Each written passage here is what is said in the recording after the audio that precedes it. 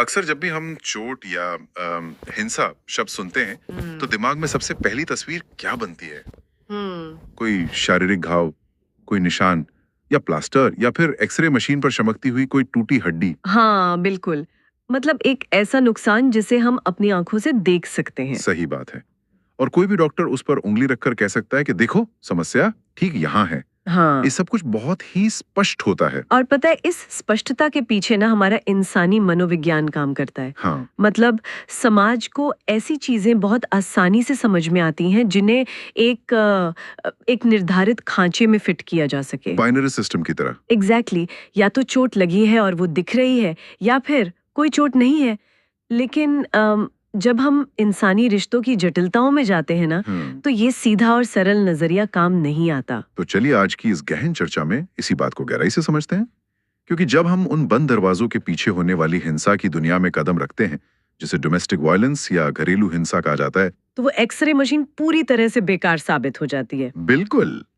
आज की हमारी इस चर्चा का आधार कोई आम लेख नहीं है, बल्कि एक बहुत ही विस्तृत शैक्षिक व्याख्यान है। हमारा मिशन घरेलू हिंसा अधिनियम 2005 यानी पीडब्ल्यूडीवीए के असली मायने समझना है। और ये समझना बहुत जरूरी है कि हिंसा केवल वो नहीं है जो शरीर पर निशान छोड़े।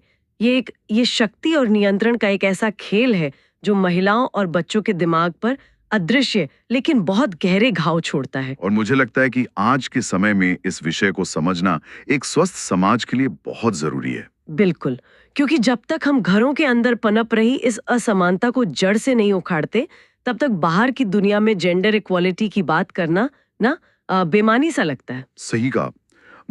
इस पूरी स्थिति की जड़ तक पहुंचने के लिए ना मेरे दिमाग में एक तस्वीर आ रही है। मैं सोच रहा था कि अगर एक बहुत पुरानी और विशाल इमारत की कल्पना की जाए, जिसकी नींव ही शुरुआत से एक तरफ झुकी हुई बनाई गई हो, हाँ। तो उसमें रहने वाले लोग चाहे कितनी भी कोशिश कर लें, वो कभी सीधा और संतुलित महसूस नहीं कर पाएंगे। हमारा समाज भी ऐतिहासिक रूप से कुछ ऐसा ही रहा है।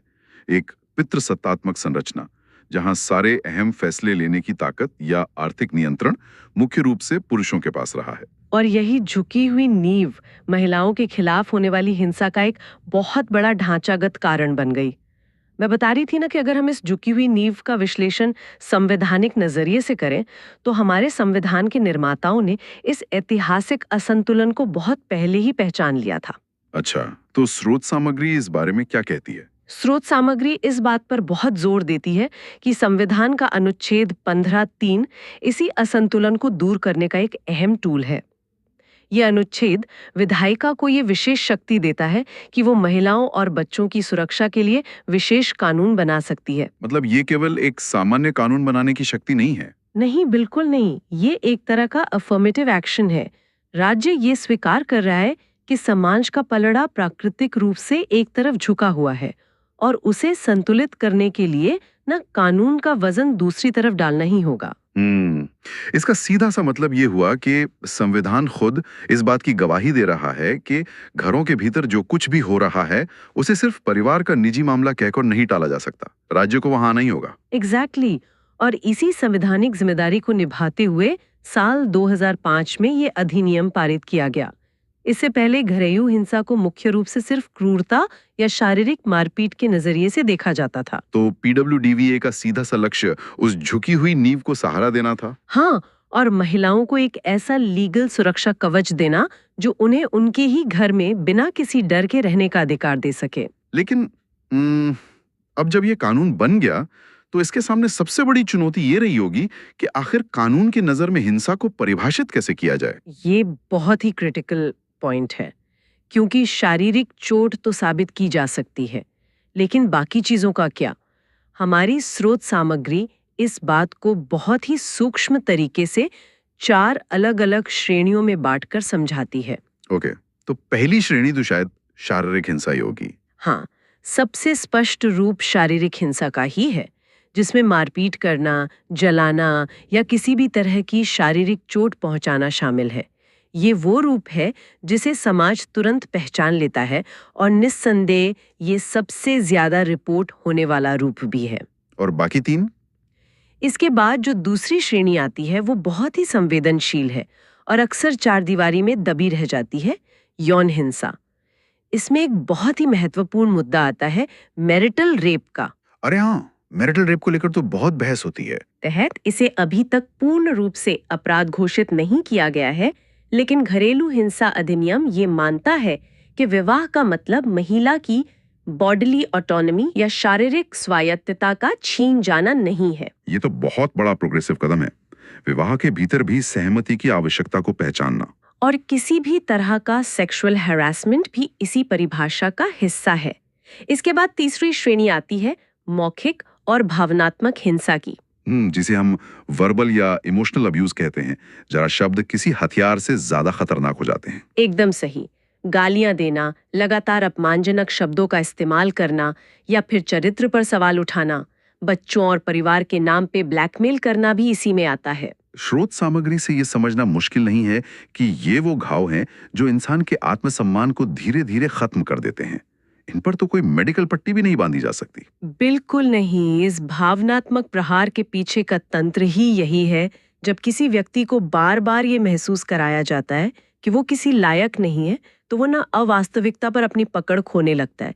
इसे अक्सर गैसलाइटिंग कहा जाता है। हाँ, गैसलाइटिंग आजकल बहुत चर्चा में है। और इस मानसिक नियंत्रण को पूरी तरह से मजबूत करने के लिए अब्यूजर चौथी श्रेणी का इस्तेमाल करता है, जो है आर्थिक हिंसा। आर्थिक हिंसा, जब स्रोत में इसका जिक्र आता है ना, तो एक बहुत ही खौफनाक तस्वीर सामने आती है। ये सिर्फ गुस्से में पैसे ना देने वाली बात नहीं लगती। नहीं, ये किसी इंसान को पंगु बनाने की एक बहुत ही सोची समझी रणनीति है। वही तो, मतलब किसी को पैसे से वंचित करना मतलब उसके भागने के सारे रास्ते बंद कर देना। बिल्कुल। इस रणनीति का मुख्य उद्देश्य ही पीड़ित को पूरी तरह से दूसरे इंसान पर निर्भर कर देना है। आप इसका तंत्र समझे, महिला को नौकरी करने से रोकना ताकि उसकी कोई स्वतंत्र पहचान न बन सके, घर के सामान्य खर्चों के लिए उसे मोहताज कर देना, यहाँ तक कि उसका अपना अलग बैंक खाता तक न खोलने देना। दहेज की मांग और उसके लिए किया जाने वाला उत्पीड़न भी इसी का एक रूप है। बाप रे, जब एक इंसान के पास अपने बुनियादी खर्चों के लिए भी पैसे नहीं होंगे तो उसका उस हिंसक माहौल से बाहर निकलना तो लगभग असंभव हो जाएगा। ये एक अदृश्य जाल की तरह है जहां बेड़ियां लोहे की नहीं बल्कि निर्भरता की बनी है। सही कहा। अब एक बड़ा सवाल ये उठता है कि 2005 का ये कानून किन लोगों को इस जाल से बाहर निकलने में मदद करता है। आमतौर पर घरेलू हिंसा सुनते ही लोग सिर्फ पति और पत्नी के रिश्ते की कल्पना करते हैं। ये इस एक्ट को लेकर समाज में फैली सबसे बड़ी भ्रांतियों में से एक है। इस कानून का केंद्र बिंदु ना विवाह का प्रमाण पत्र नहीं है, बल्कि शेयर्ड हाउस होल्ड, यानी एक ही घर में साथ रहने की अवधारणा है। शेयर्ड हाउस होल्ड, तो मतलब इसमें और भी रिश्ते आते होंगे? बिल्कुल। उस साझा घर में रहने वाली कोई भी महिला इस कानून के सुरक्षा दायरे में आती है।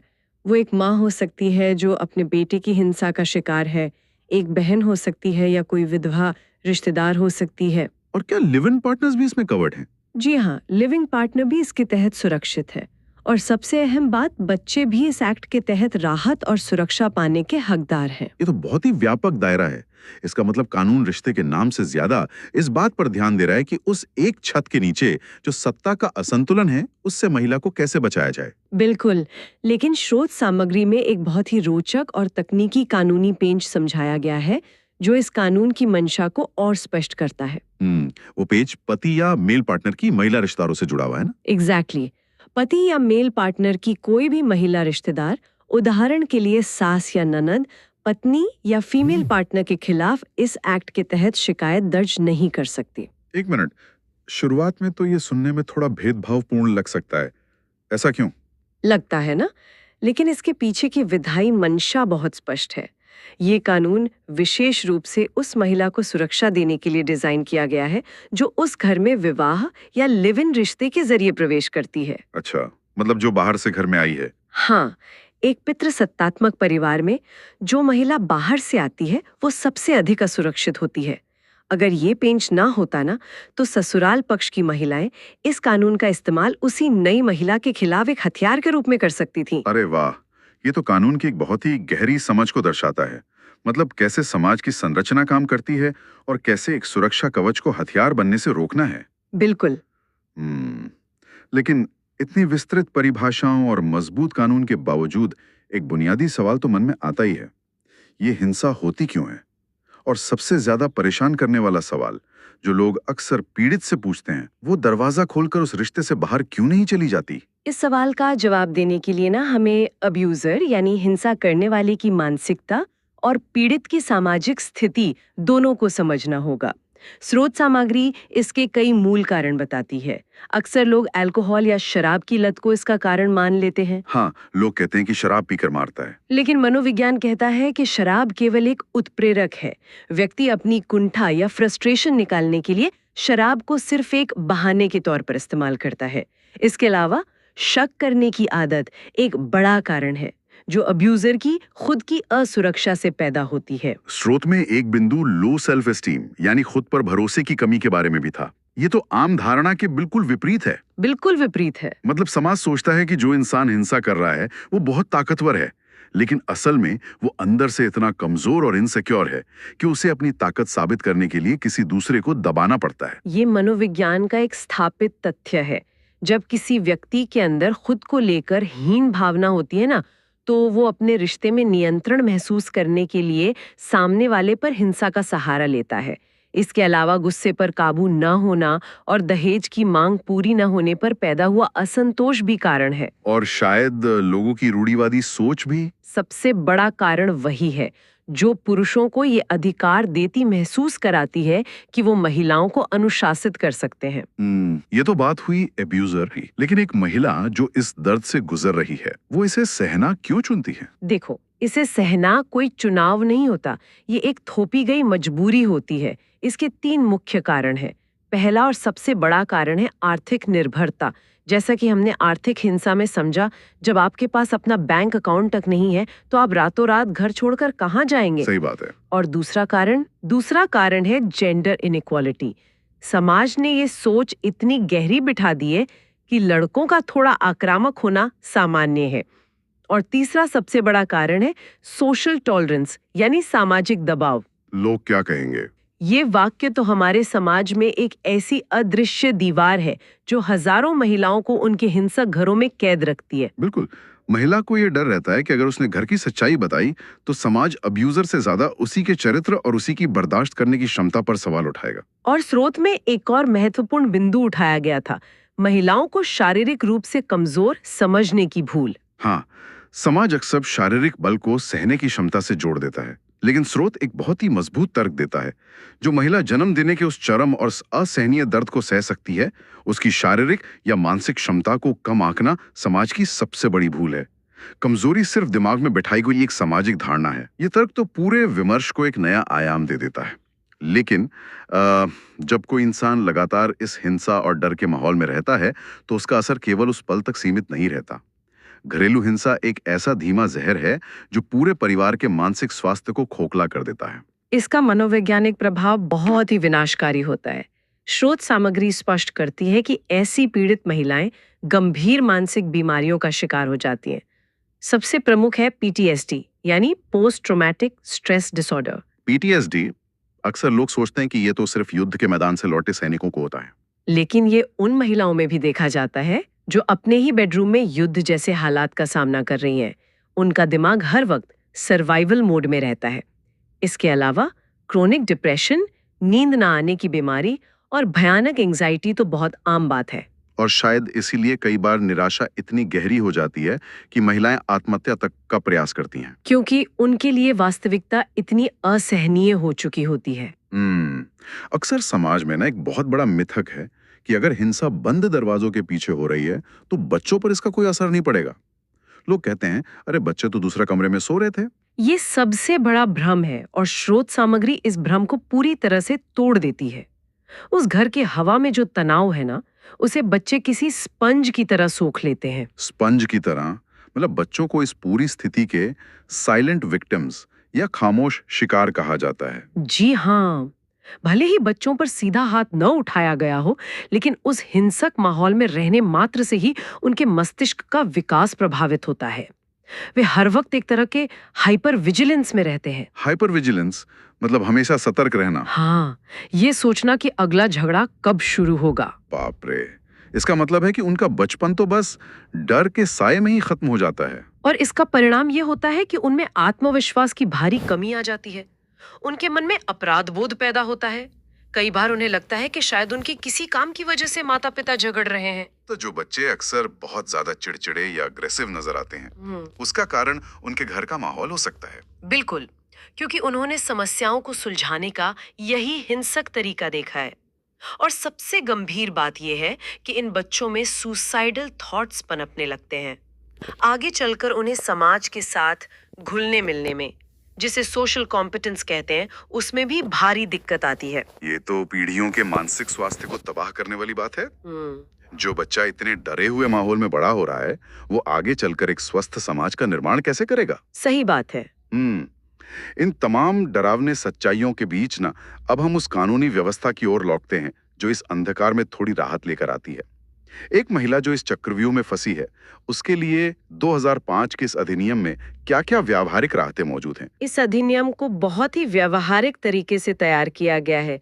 सबसे पहली और त्वरित राहत है मजिस्ट्रेट द्वारा जारी किया जाने वाला प्रोटेक्शन ऑर्डर।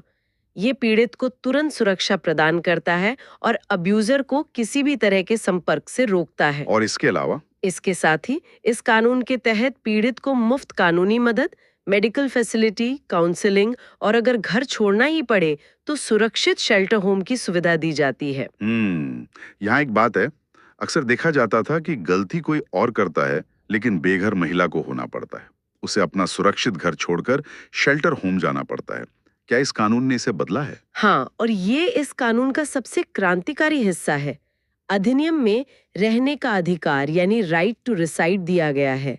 ये एक्ट स्पष्ट करता है कि महिला को उस साझे घर से निकाला नहीं जा सकता, चाहे उस घर के कागजात किसी के भी नाम पर हो। क्या बात है! और सबसे बड़ी बात, अगर मैजिस्ट्रेट को लगता है कि उस घर में रहने से महिला की जान को खतरा है, तो वे महिला को घर छोड़ने के लिए नहीं कहेंगे, बल्कि अब्यूजर को ही उस घर से बाहर जाने का आदेश दे सकते हैं।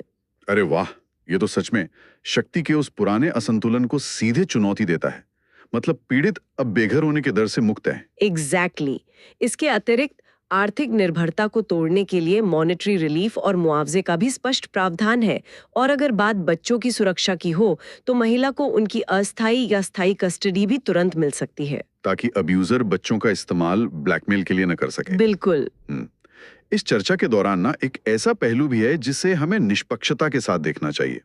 जब हम जेंडर इक्वालिटी की बात करते हैं, तो एक सवाल अक्सर उभर कर आता है, क्या पुरुष कभी इस घरेलू हिंसा के शिकार नहीं होते? ये एक बहुत ही तार्किक सवाल है और हमारी स्रोत सामग्री भी इस वास्तविकता से मुंह नहीं मोड़ती। नेशनल फैमिली हेल्थ सर्वे यानी NFHS का एक महत्वपूर्ण आंकड़ा स्रोत में शामिल किया गया है। क्या कहता है वो आंकड़ा? वो बताता है कि लगभग 1.8% पुरुष भी घरेलू हिंसा का शिकार होते हैं और ये हिंसा अक्सर पत्नी या पत्नी के परिवार वालों द्वारा की जाती है। भारत जैसी विशाल आबादी वाले देश में 1.8% तो कोई छोटी संख्या नहीं है। फिर भी मीडिया में या आम चर्चाओं में पुरुषों के खिलाफ होने वाली हिंसा की बात इतनी कम क्यों होती है? क्योंकि इसकी जड़ें भी उसी पितृसत्तात्मक सोच में धंसी हैं। समाज ने मर्दानगी के कुछ सख्त और अवास्तविक नियम बना दिए हैं। ये सोच के पुरुष रोते नहीं है या एक मर्द कैसे किसी से पिट सकता है। मतलब इस हिंसा को एक बहुत बड़ा सामाजिक कलंक मान लिया गया है। बिल्कुल। इसी शर्म और झिझक के कारण पुरुषों के खिलाफ होने वाली घरेलू हिंसा के मामले बड़े पैमाने पर अनरिपोर्टेड रह जाते हैं। वे शिकायत दर्ज कराने से डरते हैं क्योंकि उन्हें न्याय से ज्यादा समाज के मजाक का डर होता है। ये तो इस बात का सबूत है कि जेंडर के आधार पर बनी रूढ़िवादी सोच दोनों तरफ से नुकसान पहुंचाती है। ये मर्दानगी का ऐसा बोझ है जो किसी पुरुष को अपना दर्द व्यक्त करने का अधिकार भी नहीं देता। इसी कारण से जब हम जेंडर इक्वालिटी की बात करते हैं ना, तो इसका वास्तविक अर्थ समाज से हर प्रकार की हिंसा को खत्म करना है, चाहे वो महिला के खिलाफ हो या पुरुष के खिलाफ।